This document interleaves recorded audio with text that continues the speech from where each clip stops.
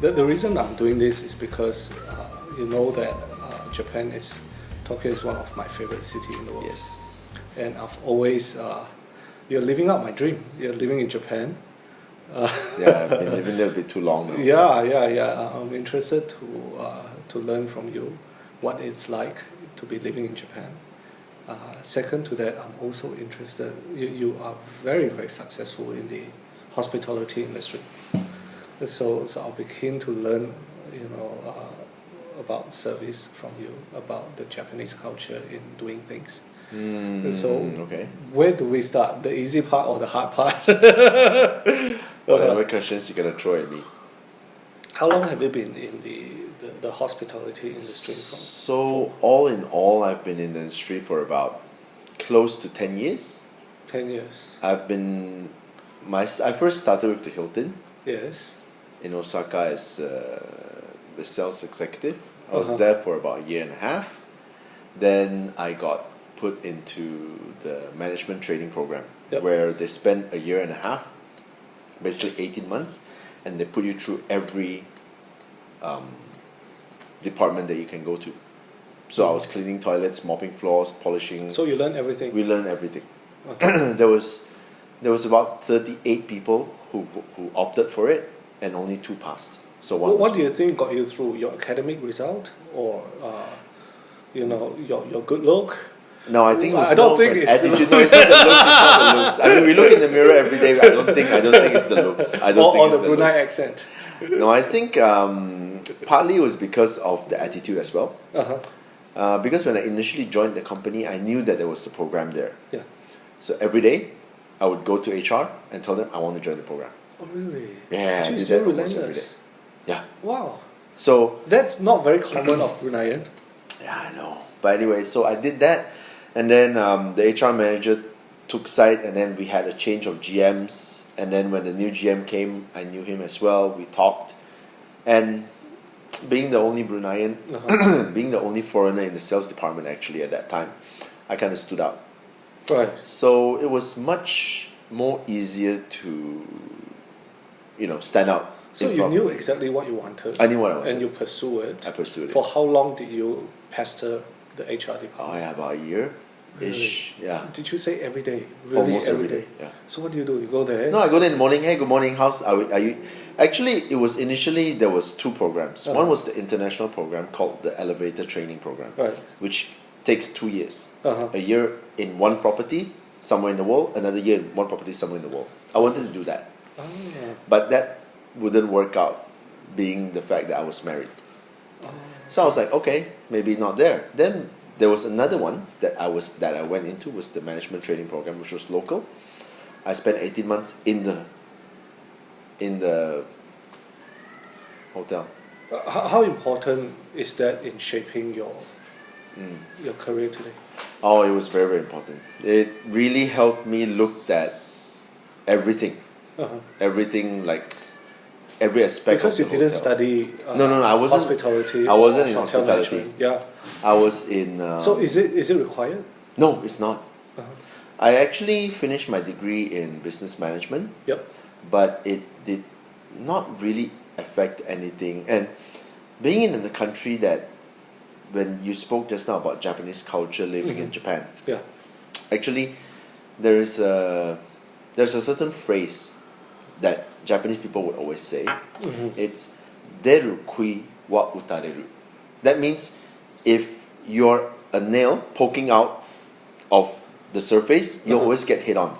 Right. So if you shouldn't stand out. yeah, you shouldn't stand out. So that's a proverb that they have. But being me and my character, I just stand out all the time. So basically, when we had the round of tests for it, we submitted all our things and everything. But one thing good was also because of the GM, because the management training program is actually just to develop Japanese managers. Right. But I was a foreigner. You're half Working in Japanese, Japan. having married to a Japanese. That doesn't. It doesn't count. It doesn't get into the blood. But it's interesting in that sense that when we did the selection, we had a whole group work. We had that individual thing going on. So we had a whole, and all the department heads would look at us, and then in the final after everything was done, when they had to decide on who is going to go for the program, then yeah, the GM got. So me fast and- forward 10 years, huh? What are Fast you doing right forward- now? Are you still in hotel industry? I haven't seen you Yes. in a while, so. Yeah, I know. I'm actually working for another brand right now. Uh-huh. I'm working for the St. Regis, which is a part of the Wow. Marriott brand. It's a luxury hotel. Yes. Yes. What are you doing there? I'm a sales manager there right now, in charge of the same things that I used to do Based in Osaka? based in Osaka. That's right. Right. And we are the first luxury hotel in Osaka. Osaka and in Japan actually. Right. So the second one just came up last year. It was the Conrad, which is a brand of the Hilton, which I used to belong to. So I know the brand very well as well. But I chose the St. Regis because it was part of a bigger group, and the GM moved faster than the Conrad GM. So yeah. So you're in high demand. So is it an advantage, right now Yeah. in 2019 to be a foreigner in Japan? That plus being able to speak Japanese fluently. It is because now actually the whole Japan government is moving on to releasing more than 50,000 visas. Right. 50 or 50,000? 50,000 or 500,000, I forgot. Visas for foreign expats to come into the country. So it's doing what Singapore has done for the past 20 years. And now Singapore is closing everything. But Japan is opening up. Uh-huh. So do you see an influx of people coming? There is a huge influx of people coming in right now. Right. So So I should start applying. you should. You should. There's a lot of opportunity there. Uh-huh. There's a lot of opportunity there. But okay, going back to the fact that should you be able to speak Japanese if you Yeah. were working in Japan? No, you don't have to. It depends on really what you do. Uh-huh. I mean, I went to school there, so very naturally I spoke Japanese. Mm-hmm. But when I was still a student going through my university years, I basically put myself through partly from my mom, and then afterwards, on top of that, I was working as an English teacher, and yeah, I took 4 odd jobs sometimes per day, so it was a good experience. You were discovered by the Hilton Group from Outback Steakhouse. Yes. Yeah. So let's jump a little bit. Yeah. Go back to the beginning of your endeavor with Japan. Mm-hmm. Yeah, tell me your story. I graduated from Markup Science here, Yeah. and then after that, I was working odd jobs before In Brunei. before heading into A Japanese scholarship. yes, and one of my friends told me about the Japanese scholarship. I went for it, Uh-huh. and 3 of us got it on that year, 2004. 2003 or 2004. Sound like ancient history. Yeah, it was a long time ago. What- when what I do had you more hair, think? you had more hair too. Were you academic? Were you like a straight A student for you to be chosen? I only had straight A's in primary 6. Uh-huh. Other than After nah, there was a few A's here and there, but Uh-huh. not much. I mean, the Japanese scholarship was, I don't know how the selection was, but there was 3 of us who got it, Uh-huh. and then we were flown to Tokyo Right. for the first year, and then my scholarship was 1 year in Tokyo studying Japanese, and then 2 years in Osaka doing systems engineering. So I actually have a diploma in systems engineering, Right. but Doing mobile phones related stuff? no, it's a lot about programming. Oh. A lot about systems programming. Yeah, COBOL, VP, V++. So Uh-huh. all those C++, all those we used to do that. And I thought, when I finished the course, it was the end of the scholarship as well. Mm-hmm. But I thought if I came back to Brunei, I would have to start somewhere else, like from... I'm sure I can't get into UBD straight away, and I'll be wasting 3 years of my life. So I spoke to my teachers, who was one of the career counselors there. And then, yeah, they told me that they have a school, they have a university that I actually have a collaboration with, and they can refer me to that university. So I thought, yeah, why not? Then when I looked at which university it was actually, it's a very local university. It's Osaka Sangyo University in this. Osaka Management University, something like Right. that. So I went in, I transferred all my credits and did my third year in business management. And Right. in So you 2 were years- willing to give up your IT? Yeah, your because I studies? couldn't imagine myself sitting in front of the PC. I couldn't imagine you neither. Yeah, I know. Yeah. As good as you are with your computer, Yeah. you know, the one thing that I would, you know, this morning prior to this, I was telling my friend how excited I was to catch up with you. You know, a guy who is, you know, if there's one thing I remember about Jason, is the personality. That's, you know, everyone meet you, everyone love you. So, you know, doing what you do in hospitality, you know, it's just a natural thing. It's a lot of good fun, and it was really lucky for me to actually, I mean, you know, reminiscing about the times, it's really lucky for me to actually get into the industry. I'm just surprised, you know, why it wasn't obvious from the start that you belong to anything hospitality. Oh, but I mean, it never crossed my mind at all. Yeah. It never crossed Did my I not mind tell at you? all. I don't know, maybe we were just too young to realize or something like that. But yeah, I mean, now back in the industry, I actually left the industry 3 years ago. Oh, really? Yes, I was with the Hilton for 8 years. So, sales, I did my management training for a year and a half. Yeah. They sent me to a few properties as well, short term. I was in Niseko. What is that? Niseko is actually a place in Hokkaido. Oh. So all the trainees get sent there for 3 months to help out during the peak winter season. So, of course, it was the fun season for everybody. Uh-huh. And afterward, we Skiing could and ski, all that. we could snowboard all we want. Wow. And snow was like 20 centimeters, 30 centimeters thick. Weather was minus 12 degrees on top of the mountain. It was like a totally, Okay, you know, like windy winter yeah. Christmas. But anyway, after that, when I came back, I was getting ready to go back to sales. But my GM said, no, just go get your hands dirty. So he put me in the room service as a manager for 6 months. Then I transferred myself to the You didn't breakfast enjoy it? restaurant. I enjoyed it very much. I changed the whole thing basically from Uh-huh. because room service is actually very surprisingly, room service is actually a department that does not make money at all.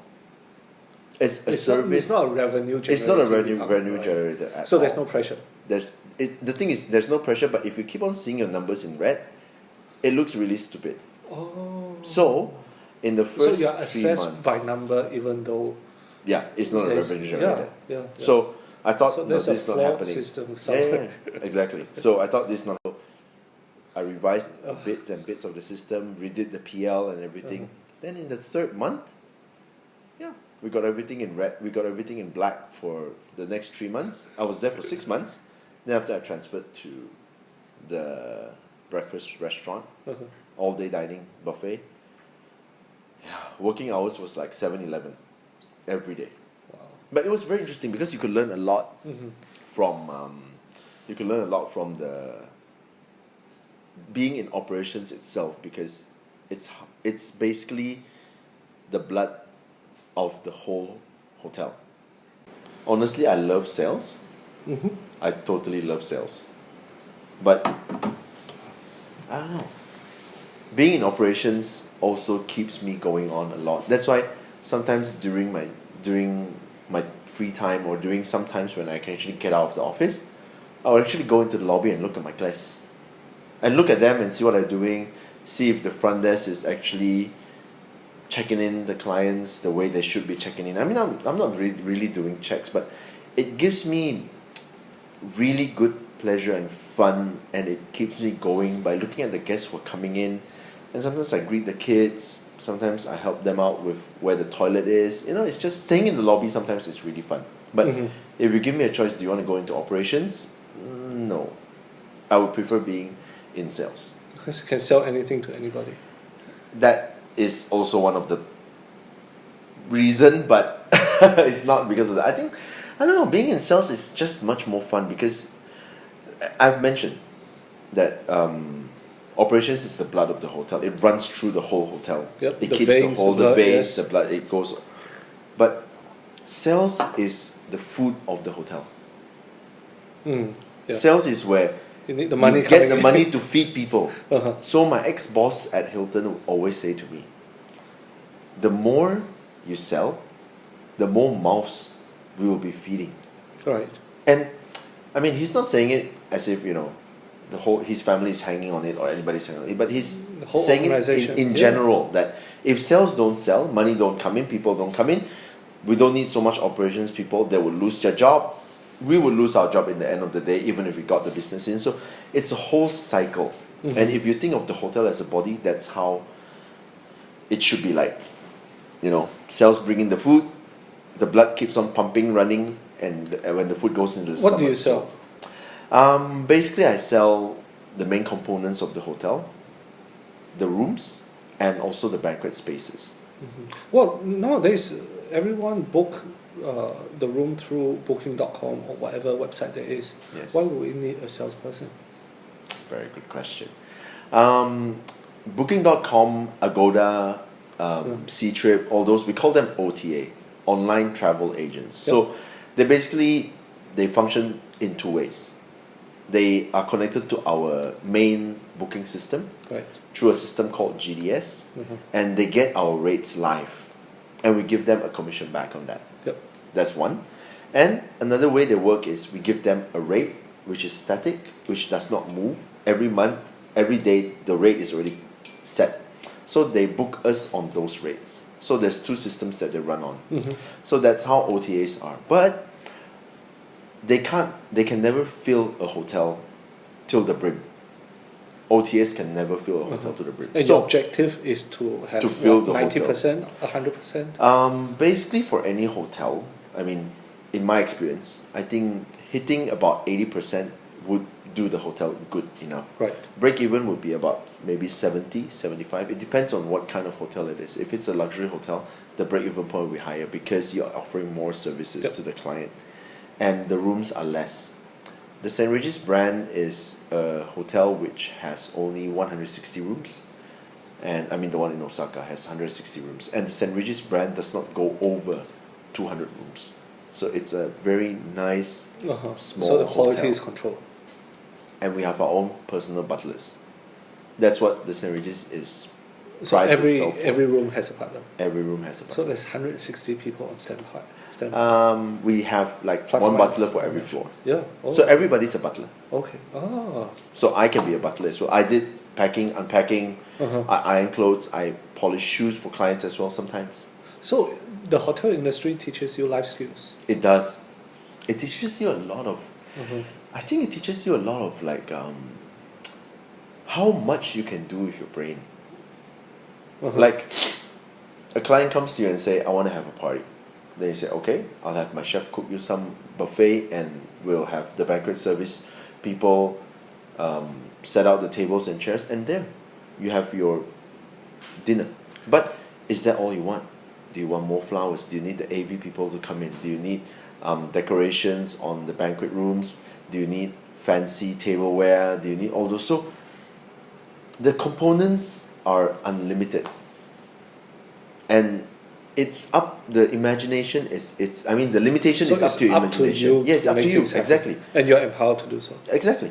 And then, of course, it depends on the budget of the client as well. But Right. if the client is giving you, okay, we want a whole white image. So, okay, how much is the budget? Okay, then we can do this for you. So all the components are in. So you're always solving problems. Yeah, Thinking I think of that's one of it. solutions. It's thinking of, Uh-huh. it's how you can actually influence everybody to work around you. Going back on the Japanese mindset. I mean, I think a very common idea or image that people have is Japanese people always buy the book. Yeah. They're always on time. Is that a misconception? It's not a misconception. Uh-huh. It is true So because they don't bend themselves. they They don't don't bend the rules. they don't bend themselves, but Uh-huh. it's up to you to guide them through. Uh-huh. Okay? I mean, from point A to point B, you can either walk straight or you take a few turns on the side. Yep. So usually Japanese people Walk vote to straight. walk straight. So you just have to swerve them a bit. Okay, Uh-huh. let's do it this way, and then we can go it that way, but we'll still be there. So you're changing the culture then. It's not really changing culture. It's actually changing how people adapt to solving a problem. I think, or how, because the team if the team is more cooperative, it helps a lot. And A of lot. course, it helps when you are in the leadership position. It does. right? It does. Because if you are at the same rank, it's very hard to convince someone to do otherwise. That is true. That is true. But it also depends on how loud you are as well. Sometimes, I mean, I've never really had any problems influencing my. I mean, Your working peers. together with Yeah. my peers. Uh-huh. Like, you would go into the hotel and you would look. Okay, who should I talk to first to get this thing done? And you would map all the people out that you need to talk to, and then I mean, I would do that.